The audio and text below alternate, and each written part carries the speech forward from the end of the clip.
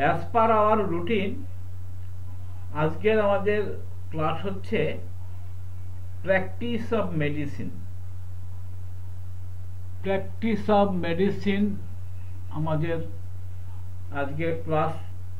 এই ক্লাসে আমরা বলেছিলাম যে আমরা শুরু করব মানে লাইফস্টাইল ডিজিজ নিয়ে। তাহলে লাইফস্টাইল ডিজিজের মধ্যে আমরা যে সমস্ত ডিজিজগুলো ছিল সেগুলো আমরা ধাপে ধাপে আলোচনা করব। আমরা গতদিন লাইফস্টাইল ডিজিজের অন্যতম একটা রোগ, সেটা হচ্ছে ওবেসিটি। ওবেসিটি নিয়ে আমরা আলোচনা করেছিলাম। এবার ওবেসিটির কিছু সূচক আছে। ওবেসিটি কাকে বলে, কিভাবে বুঝবো তার ওবেসিটি আছে? তাহলে আদর্শ ওজন নির্ণয়ের জন্য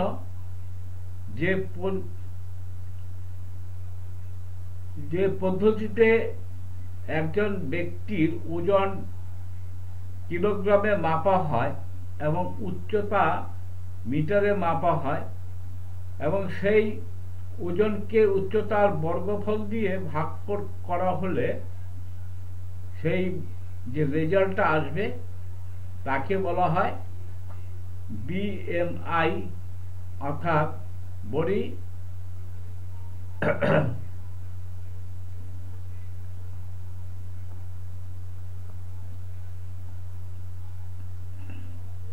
বডি মাস ইন্ডেক্স।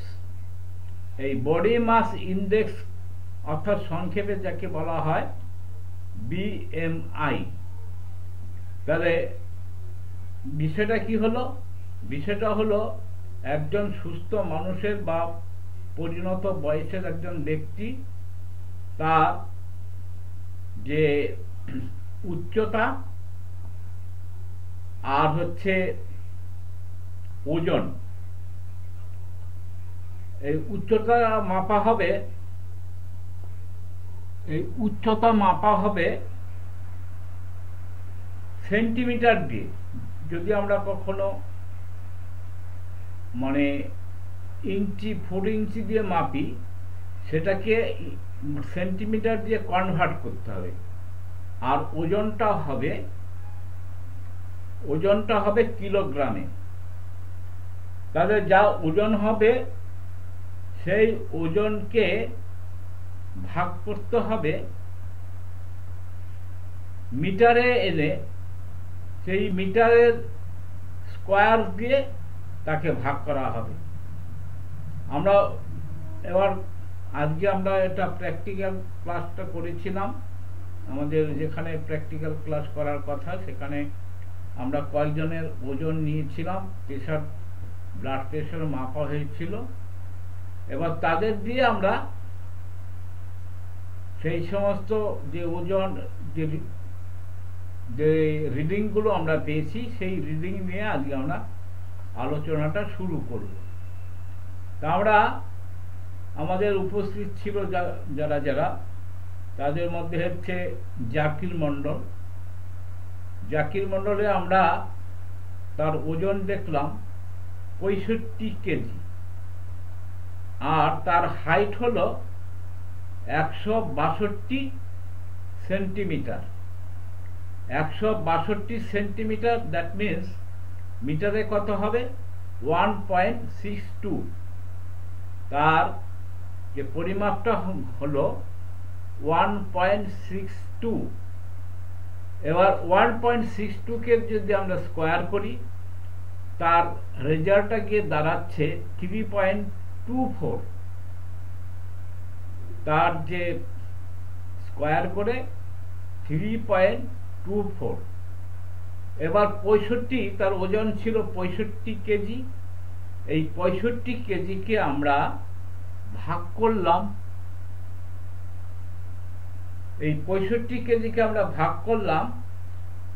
1.62 ইন্টু 2 অর্থাৎ স্কোয়ার। সেই স্কোয়ারকে করে হলো 3.24। তাহলে এই 65 কেজিকে আমরা 3.24 দিয়ে ভাগ করব। ভাগ করলে তার রেজাল্টটা কি দাঁড়ালো? রেজাল্টটা হলো 20.06। 20.06 এটা হচ্ছে জাকিরের যে বিএমআই যে সূচক, সেই সূচকটা হলো 20.06। তার বিএমআই জাকিরের তাহলে বিএমআই হলো 20.06। নেক্সট আমরা মেজারমেন্ট করেছিলাম সন্তু মিত্র। সন্তু মিত্রের ওজন হলো 62 কেজি, আর ওর হাইট হলো 162 সেন্টিমিটার। তাহলে 62 কেজিকে আমরা মিটারে যদি কনভার্ট করি, তাহলে ওর হচ্ছে হাইট হচ্ছে 1.62 মিটার। 1.62 মিটারকে আমরা স্কোয়ার করব, স্কোয়ার করলে হচ্ছে 3.24। তাহলে 62 কেজিকে যদি আমরা 3.24 দিয়ে ভাগ দিই, তাহলে দাঁড়ালো 19.39। 19.39 হলো। তাহলে সন্তু মিত্রের বিএমআই যে সূচক সেটা হলো 19.39। নেক্সট আমরা সুভাষচন্দ্র শীল, তার আমরা হাইট নিলাম। তার হাইট হচ্ছে 50 সেন্টিমিটার। 50 সেন্টিমিটার। আর সরি, ভুল হলো, তার ওজন হলো 50 কিলোগ্রাম। তার ওজন হলো 50 কিলোগ্রাম। আর তার ওজন হাইট হলো 158 সেন্টিমিটার। 158 সেন্টিমিটার হলো তার হাইট। তাহলে এই হাইটকে যদি আমরা স্কোয়ার করি, অর্থাৎ আমরা প্রথমে মিটারে কনভার্ট করলাম, মিটারে কনভার্ট করলে হলো 1.58। 1.58 হলো তার মানে মিটার। তাকে যদি আমরা স্কোয়ার করি, তাহলে হচ্ছে তার গিয়ে দাঁড়ালো 3.16। এবার 50কে আমরা 3.16 দিয়ে ভাগ করলে তার যে রেজাল্ট এলো সেটা হলো 18.82। তাহলে সুভাষচন্দ্র শীলের বিএমআই হলো 18.82। আচ্ছা, আমরা জেনেছি যে বিএমআই, নর্মাল বিএমআই হচ্ছে 18 থেকে 24-এর মধ্যে যদি থাকে তাহলে গুড কন্ডিশন। এবার আমরা শ্রেণীবিন্যাস করি। একটা প্রাপ্তবয়স্ক ব্যক্তির তার বিএমআই কোন পর্যায়ে কি রেজাল্ট আসবে, অর্থাৎ 18.5 অর্থাৎ 18.5 যদি কারো বিএমআই হয়, সে কিন্তু তার যে নর্মাল ওজন, সেই নর্মাল ওজন থেকে কম আছে। তাহলে আমরা এর মধ্যে যাদের যাদের পেলাম, কেউ কিন্তু 18.5-এর নিচে নেই। 18.5-এর নিচে কেউ নেই। তাহলে কার কি অবস্থানটা আছে? জাকিরে আছে 20.06। তাহলে 18 থেকে 24-এর মধ্যে থাকলে নর্মাল, তাহলে জাকির নর্মাল কন্ডিশনে আছে। সন্তু মিত্র আছে 19.13, অর্থাৎ সেখানেও কিন্তু 18 থেকে 20-এর মধ্যেই আছে।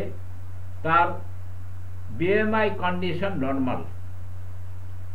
সুভাষচন্দ্র শীল, তারও কিন্তু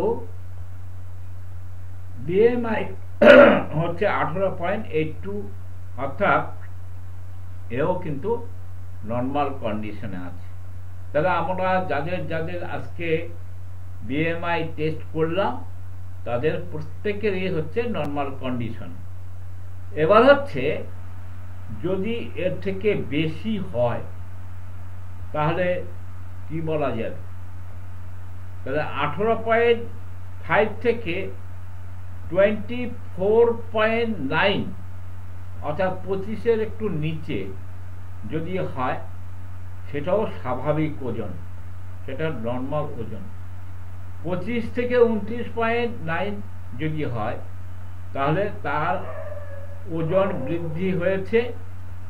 30 থেকে 34.9 যদি হয় তাহলে আমরা সেটাকে বলবো ওবেসিটি অর্থাৎ স্থূলতা। এই স্থূলতা যদি তার চেয়ে বেশি হয় সেটা হচ্ছে মারাত্মক অবস্থা। তাই এই স্থূলতা থাকলে আমাদের কি কি অসুবিধা হয় এবং কাদের পক্ষে এই ওজন আধিক্য থাকলে অসুবিধা হতে পারে। 1 নম্বর হচ্ছে ডায়াবেটিস যাদের আছে, উচ্চ রক্তচাপ যাদের আছে, হার্ট ডিজিজ যাদের আছে। এছাড়া এই স্থূলতা থাকলে এই সমস্ত রোগগুলো, ডায়াবেটিস, হাই ব্লাড প্রেশার, তারপরে হচ্ছে হার্টের রোগ, এই সমস্ত রোগ হওয়ার একটা প্রবণতা থাকে এবং যাদের আছে তাদের কিন্তু মারাত্মক পরিস্থিতি হয়। এছাড়া আর কি হতে পারে, অস্টিওপোরোসিস হতে পারে। অস্টিওপোরোসিস মানে হচ্ছে একটা বয়সের পরে মানুষের যে আমাদের যে হাড়গুলো আছে তার একটা ডেনসিটি আছে। এই অস্টিওপোরোসিস হলে অর্থাৎ কাদের বেশি হয়, যাদের অতিরিক্ত মেদ জমে বা ওজন বৃদ্ধি হয় তাদের ক্ষেত্রে অস্টিওপোরোসিস হয়। অর্থাৎ হাড়ের যে ডেনসিটি, সেই ডেনসিটি কমে যায়। হাড়ের ডেনসিটি কমে গেলে কি হয়, হাড়ের ডেনসিটি কমে গেলে হাড়গুলো ভঙ্গুর হয়ে যায়, অর্থাৎ সামান্য আঘাতে তার হাড় ভেঙে যেতে পারে। পক্ষান্তরে কারো ওজন যদি খুব কম থাকে সেই ক্ষেত্রে কি হবে, অর্থাৎ আমাদের যে বিএমআই যে সূচক 18 থেকে 24 হচ্ছে নর্মাল। 18-এর নিচে যদি হয় তাহলে সেটাও কিন্তু ভালো লক্ষণ নয়, সেখানে তার কিছু সমস্যা হবে, শারীরিক দুর্বলতা দেখা দেবে, ক্লান্তি বোধ হবে, তার রোগ প্রতিরোধ ক্ষমতা কমে যাবে। তাহলে বিএমআই যদি কমে যায় তার কিন্তু সেটাও খুব ভালো লক্ষণ নয়, সেটাও ক্ষতিকর। তাতে যে লক্ষণগুলো দেখা যায় সেটা হচ্ছে তার রোগ প্রতিরোধ করার ক্ষমতা কমে যায়, তার ক্লান্তি বোধ হয়, তার দুর্বলতা বোধ করে। এ সকল বিষয়ে প্রেক্ষিতে প্রতিটি মানুষের সুস্থ, স্বাভাবিক ও কর্মক্ষম জীবন লাভের জন্য একটি কাম্য ওজন বা স্ট্যান্ডার্ড ওয়েট বিবেচনা করতে হবে। ব্যক্তি বিশেষে এই কাম্য ওজন পরিমাপের একটি পদ্ধতি হল বডি মাস ইন্ডেক্স অথবা বা বিএমআই নিরূপণ করা। যারা মদ্যপান করে, অতিরিক্ত যারা ঘুমোয়, যাদের মানসিক টেনশন আছে, প্রেশার আছে, যারা স্টেরয়েড জাতীয় ওষুধ খায় এবং নানা ধরনের ওষুধ খেতে হয়, তাদের কিন্তু ওজন বাড়তে পারে। তাহলে ওজন বাড়ার প্রবণতা কাদের থাকে, অর্থাৎ যারা অতিরিক্ত মদ্যপান করে, অতিরিক্ত ঘুমায়, অতিরিক্ত মানসিক চাপ আসে, অথবা যাদের একেবারে ঘুম হয় না, স্টেরয়েড জাতীয় ওষুধ খায় এবং নানা ধরনের বিভিন্ন ধরনের ওষুধ খেতে হয়, তাদের ওজন বাড়ার একটা প্রবণতা আছে। এই বাড়তি ওজন কিংবা ভুঁড়ি নিয়ে অনেক সমস্যা হয়। বাড়তি ওজনের জন্য যে কোনো ধরনের হৃদরোগ হওয়ার সম্ভাবনা থাকে। আমরা পরবর্তীকালে হার্ট ডিজিজ নিয়ে যখন আলোচনা করব তখন দেখা যাবে হার্টের নানা ধরনের রোগ হয়। এছাড়া রক্তনালীতে চর্বি জমে নানা সমস্যার সৃষ্টি হয়। আমরা এর আগেও আলোচনা করেছি যে আমাদের যে ব্লাড ভেসেলগুলো আছে, অর্থাৎ হার্ট থেকে যে রক্তগুলো শরীরের বিভিন্ন অংশে ছড়িয়ে পড়ে, তার ফলে হচ্ছে কি সারা শরীরে অক্সিজেনের যোগান দেয় রক্ত চলাচলের মধ্যে দিয়ে। এবার যে প্যাসেজ দিয়ে রক্তগুলো প্রবাহিত হয় তাকে আমরা বলি আর্টারি অ্যান্ড ভেন। আরো কিছু আছে, সেগুলো মানে জালি টাইপের, যাকে আমরা ক্যাপিলারিস বলি, তার মাধ্যমে রক্ত প্রবাহিত হয়। এবার এই যে বড় ভেনগুলো বা আর্টারিগুলো, এগুলো হয় কি অনেক সময় চর্বি জমে সেই নালীগুলো সরু হয়ে যায়। তা নালীগুলো যদি চর্বি জমে নালী যদি সরু হয়ে যায়, স্বাভাবিকভাবে রক্ত চলাচলের বাধা সৃষ্টি হয়। এই বাধা সৃষ্টি হলে কি হয়, তাহলে যেভাবে যে রেটে রক্ত প্রবাহিত হওয়ার কথা ছিল তার চেয়ে অনেক বেশি জোরে, অনেক বেশি শক্তি প্রয়োগ করে সে রক্তটা প্রবাহিত করতে হয়। যেমন উদাহরণ হিসাবে, বিশেষ করে যাদের গ্রামে বাড়ি তারা জানেন, গ্রামের মাঠে বেশ কিছু জায়গায় শ্যালো মোটর বসানো আছে, এবং তাদের যারা শ্যালো মোটরের লাইন দেখেছেন, বাস্তবে যারা দেখেছেন তারা দেখবেন খেয়াল করে যে নালীটা কাটা হয়, অর্থাৎ শ্যালো মোটরের জল পাম্প করার পরে যে নালী দিয়ে জলটা যায়, কোনো কারণে যদি সেই নালীতে কোনো মাটি বা ময়লা জমে যায়, তাহলে দেখা যায় যে সরু নালী হয়ে জলটা অনেক দ্রুত মানে জোরে প্রবাহিত হয়। এবার নালীটা যদি চওড়া বেশি হয়, তাহলে সেই স্রোতটা কিন্তু তার যে বেগ, যে গতিবেগটা, সেটা কম থাকে। তাই এমনি আমাদের হার্ট থেকে পাম্প করে রক্তটা সারা শরীরে প্রবাহিত করা হয়। তা প্রবাহিত হওয়ার সময় সেখানে যদি আমরা যে নালীগুলো, যে প্যাসেজ যে রক্ত প্রবাহিত হয় তাকে আমরা বলি ব্লাড ভেসেল।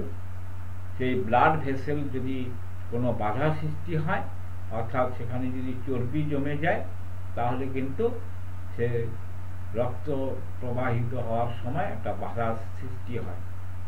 এই বাধা সৃষ্টি হলে, নানা রকম ব্লকেজ হলে যেটা হয়, আমরা জানি যে আমরা বিভিন্ন সময় শুনেছি হার্ট ব্লক হওয়া মানে ওই আর্টারিগুলো ব্লক হয়ে যাওয়া, সেখানে রক্ত জমাট বেঁধে যায়, আর কখনো কখনো সে রক্ত প্রবাহিত হওয়ার সময় বাধা পায়।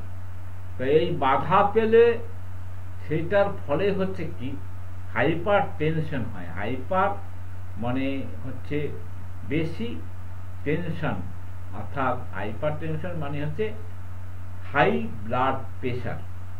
হাইপার টেনশন মানে হচ্ছে হাই ব্লাড প্রেশার। তাহলে হাই ব্লাড প্রেশার হয়। আমরা ব্লাড প্রেশার, কত ধরনের ব্লাড প্রেশার জানি? আমরা দু ধরনের ব্লাড প্রেশার জানি, একটা হচ্ছে হাইপোটেনশন, একটা হচ্ছে হাইপার টেনশন। হাইপার টেনশন হচ্ছে হাই ব্লাড প্রেশার, আর হাইপোটেনশন মানে হচ্ছে লো ব্লাড প্রেশার। এবার হাই ব্লাড প্রেশার পরিমাপ করি আমরা কি যন্ত্র দিয়ে? সিগমোম্যানোমিটার দিয়ে আমরা হাই প্রেশার মানে প্রেশার মাপি। তো প্রেশার মাপাতে কত রকম প্রেশার যন্ত্র আছে, অনেক রকম প্রেশার যন্ত্র আছে। মার্কারি আছে, সিগমোম্যানোমিটার মার্কারি আছে, ঘড়ি কাঁটা আছে, প্লাস আজকাল ডিজিটাল কিছু সিস্টেম বেরিয়েছে, ডিজিটাল ম্যানোমিটার রয়েছে, তার মাধ্যমে আমরা প্রেশারটা মেপে থাকি। তা নর্মাল ব্লাড প্রেশার কখন হয়, কাকে বলা হয় নর্মাল ব্লাড প্রেশার? একটা সুস্থ মানুষ যখন তার ব্লাড প্রেশার, অর্থাৎ দুই ধরনের প্রেশার আছে, একটা হার্ট যে প্রেশারটা দেয় ব্লাড সার্কুলেশনের সময়, অর্থাৎ যেটা রক্ত হার্ট মানে প্রেশার তৈরি করে যে রক্তটা প্রবাহিত করে, সেই প্রেশারটাকে নাম হচ্ছে সিস্টোলিক প্রেশার। আর যখন হার্ট অর্থাৎ রেস্ট নেয় তখন একটা প্রেশার থাকে, সেই প্রেশারটাকে বলা হয় ডায়াস্টোলিক প্রেশার। তা সিস্টোলিক প্রেশার কত হলে নর্মাল হবে? 120। একটা অ্যাডাল্ট মানুষের যদি 120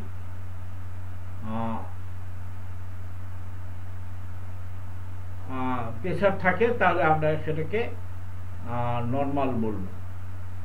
অর্থাৎ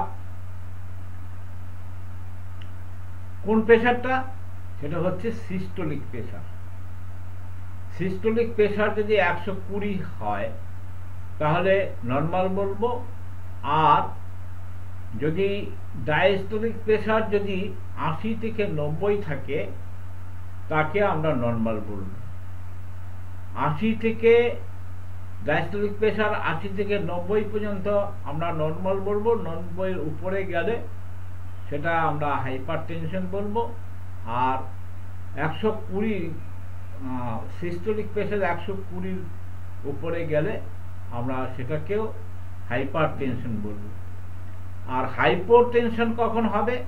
হাইপোটেনশন হবে সিস্টোলিক প্রেশার 90-এর নিচে যখন যাবে সেটা হচ্ছে হাইপোটেনশন, আর ডায়াস্টোলিক প্রেশার 60-এর নিচে নামলে সেটা হাইপোটেনশন। তাহলে এটা হাইপোটেনশন মানে হচ্ছে লো ব্লাড প্রেশার। তা এই হচ্ছে এই সমস্ত রোগগুলো হতে পারে, এই প্রবণতাগুলো হয় ওবেসিটির জন্য, অর্থাৎ মেদ বৃদ্ধির জন্য এই সমস্যাগুলো হয়। তো সেক্ষেত্রে এটা রিস্কের ব্যাপার হয়ে যায়। এর ফলে পরিবেশে মানুষের সুস্থ স্বাভাবিক ও কর্মক্ষম জীবন লাভের জন্য একটি কাম্য ওজন দরকার, স্ট্যান্ডার্ড ওয়েট দরকার। সেই স্ট্যান্ডার্ড ওয়েটকে আমরা পরিমাপ করি বিএমআই দিয়ে। সেই বিএমআই অর্থাৎ বডি মাস ইন্ডেক্স, এই বডি মাস ইন্ডেক্সটা হচ্ছে 18 থেকে 24-এর মধ্যে থাকলে সেটা নর্মাল। এবার বিভিন্ন স্কেলে যদি সেটা বাড়তে থাকে তাহলে বিভিন্ন রকম ভাবে আমরা সেটা পরিমাপ করে থাকি। মেদবহুল ব্যক্তির আর কি সমস্যা হয়?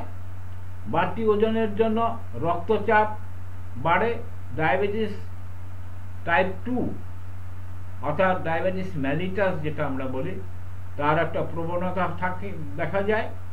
মেদ বৃদ্ধির জন্য মেদবহুল ব্যক্তির মহিলাদের ক্ষেত্রে জরায়ু, পুরুষদের ক্ষেত্রে প্রোস্টেট গ্ল্যান্ড, কোলন ক্যান্সার, এই সমস্ত সম্ভাবনা বেশি থাকে। যাদের ওবেসিটি আছে তাদের সাধারণ মানুষের থেকে অন্তত 5% বেশি তাদের প্রবণতা থাকে কি কি রোগের? অর্থাৎ জরায়ু ক্যান্সার, যেটাকে ইউটেরাইন ক্যান্সার বলা হয়, প্রোস্টেট ক্যান্সার, কোলন ক্যান্সার, এই সমস্ত ক্যান্সার হওয়ার একটা প্রবণতা থাকে। ওজন বৃদ্ধির সাথে সাথে হাঁটা চলা করতে সমস্যা হয়। আর কি হয়? হাঁটুর সন্ধিস্থল কার্টিলেজ লিগামেন্ট ক্ষয়প্রাপ্ত হয়। হাঁটুর সন্ধি যেটা আমরা যাকে বলি মালাই চাকি, বাংলায় যাকে বলি মালাই চাকি অর্থাৎ প্যাটেলা, আর কি কার্টিলেজ। কার্টিলেজ কথা মানে হচ্ছে আমাদের কিছু কিছু নরম মাংস হাড় আছে, নরম হাড়, হ্যাঁ, যেগুলো হাড় বোন কিন্তু খুব নরম, তাকে বলা হয় কার্টিলেজ। আর কি লিগামেন্ট। লিগামেন্ট হচ্ছে দড়ি জাতীয় একটা জিনিস, মানে টেন্ডন বলা হয়। সেই লিগামেন্টগুলো আস্তে আস্তে ক্ষয় হয়। আপনারা দেখবেন যারা অতিরিক্ত মেদবহুল মানুষ, তাদের কিছু মানে হাঁটতে পারে না, তারা ঠিকমতো হাঁটতে গেলে তাদের নানা রকম সমস্যা হয় এবং তাদের বিভিন্ন রকম পরীক্ষা নিরীক্ষায় দেখা যায় তাদের হাড়ের ক্ষয় হয়েছে, কার্টিলেজের ক্ষয় হয়েছে, হাঁটুর ক্ষয় হয়েছে। এই ক্ষয়গুলো হয় কি জন্য? এই ক্ষয়গুলো হচ্ছে তার ওজন বৃদ্ধির ফলে, তার ওই হাঁটুর উপরে, পায়ের উপরে তার একটা বেশি প্রেশার পড়ে। এইভাবে আস্তে আস্তে তার এই লিগামেন্ট, তার যে কার্টিলেজ, তার যে মানে প্যাটেলা, এগুলো ক্ষয়প্রাপ্ত হয়। আর্থ্রাইটিস, আপনারা জানেন আর্থ্রাইটিস বলে এক ধরনের বাত আছে, গেটে বাত, গাউট বাত। এই সমস্ত একটা প্রবণতা সৃষ্টি হয় ওবেসিটির জন্য। তাহলে ওবেসিটি, আর্থ্রাইটিস এক ধরনের বাত, গেটে এক ধরনের বাত, গাউট এক ধরনের বাত, এই সমস্ত বাতগুলো হওয়ার প্রবণতা থাকে। আর অতিরিক্ত চর্বি থেকে পিত্তথলিতে পাথর হওয়ার প্রবণতা জন্মায়। অতিরিক্ত দেহের মধ্যে যদি অতিরিক্ত চর্বি থাকে তাহলে আমাদের যে লিভার, সে লিভারের সঙ্গে একটা ডাক আছে, যার নাম হচ্ছে বাইল ডাক। সেই বাইল ডাকে আমাদের পিত্ত রস তৈরি হয়, সেই পিত্তথলিতে পাথর হওয়ার প্রবণতা আছে বা হয়। তাহলে আমরা এই ওবেসিটির জন্য অনেকগুলো কঠিন কঠিন রোগের সম্ভাবনা রয়েছে।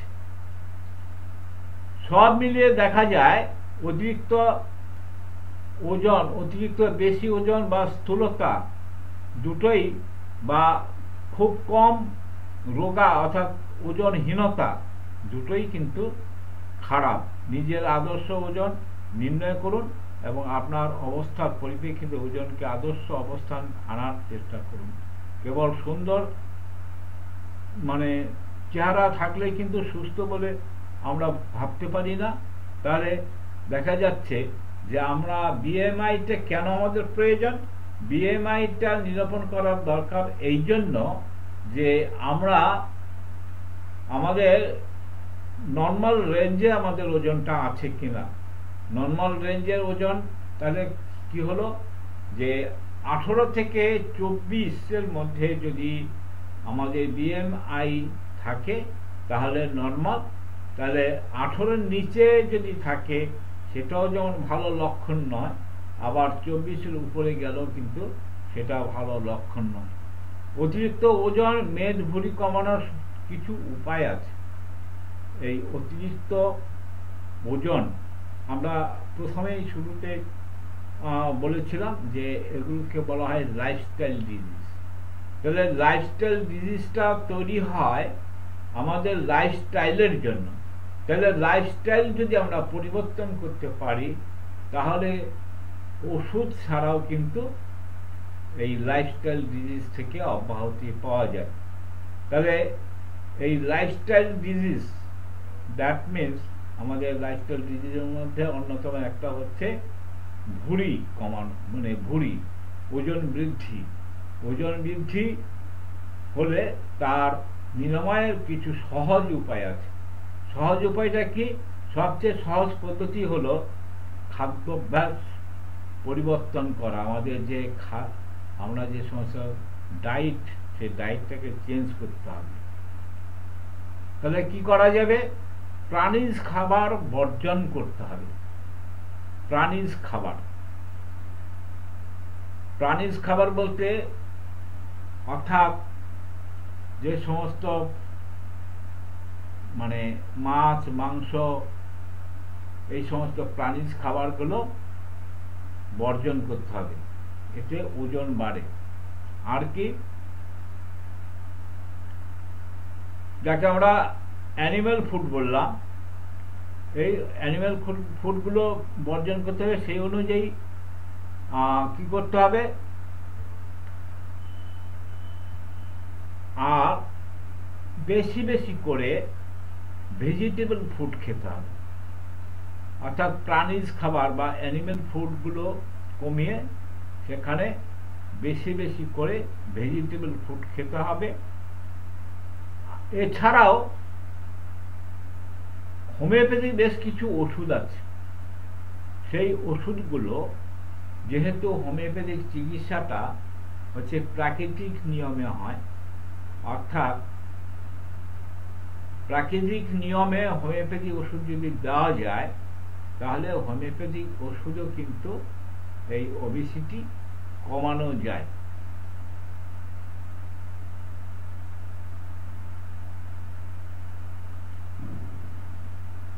এই বিএমআই সম্বন্ধে আমাদের আরেকটু ধারণা নেওয়া দরকার।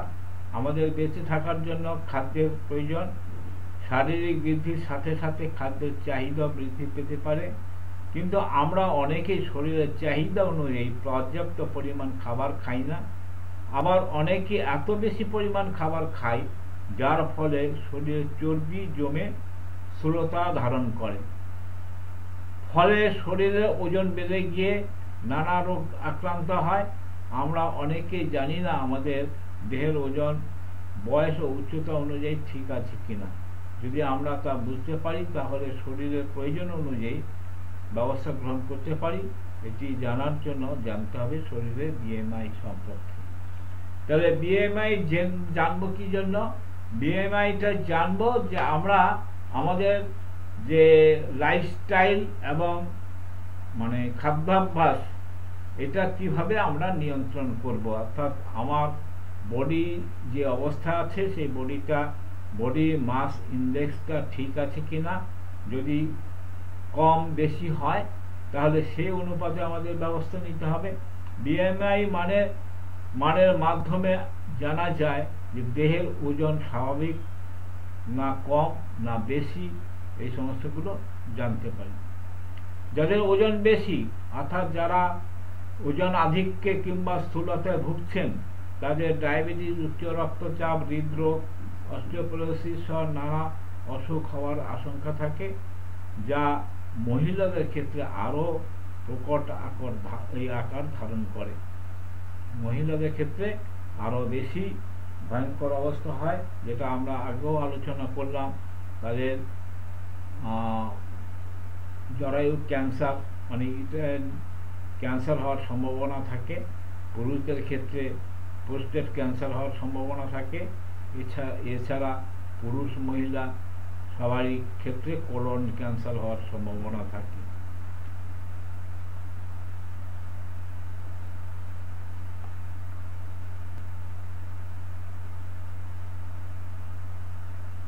তাহলে এর জন্য আমাদের কি করতে হবে? এইগুলোকে ওভারকাম করার জন্য আমাদের একটা স্ট্যান্ডার্ড ওয়েট যাতে থাকে তার দিকে নজর দিতে হবে। আমরা একটু শ্রেণীবিন্যাস করি। শ্রেণীবিন্যাস হচ্ছে 18.50 যদি হয়, তার যদি কম হয় সেটাকে আমরা বলি ওজনহীনতা। 18.50 থেকে 24.9 হলে এটা হচ্ছে বিএমআই হচ্ছে নর্মাল, আর 25 থেকে 29.9 যদি হয় তাহলে হচ্ছে ওজনের আধিক্য হলো। আর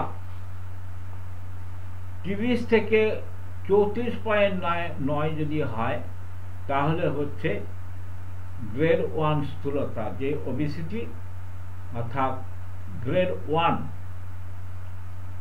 35 থেকে 39.9 যদি হয় তাহলে গ্রেড 2। আর অ্যাবভ 40 যদি হয় সেখানে হচ্ছে চূড়ান্ত পর্যায়ের যে স্থূলতা, সেই স্থূলতা সেটা রোগগ্রস্ত, সেই ক্ষেত্রে অবশ্যই চিকিৎসা করা দরকার। তা যেহেতু আমরা হোমিওপ্যাথিক প্র্যাকটিস করি, আমরা হোমিওপ্যাথি কি কি ওষুধ দিতে পারি?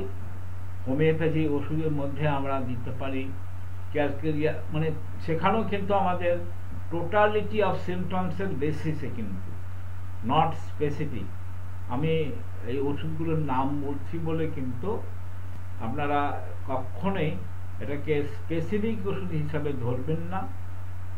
আমরা টোটালিটি অফ সিমটমসের বেসিসেই আমরা হোমিওপ্যাথি ওষুধগুলো দেব, এবং আজকে আমরা শুধু ওষুধের নামগুলো বলছি।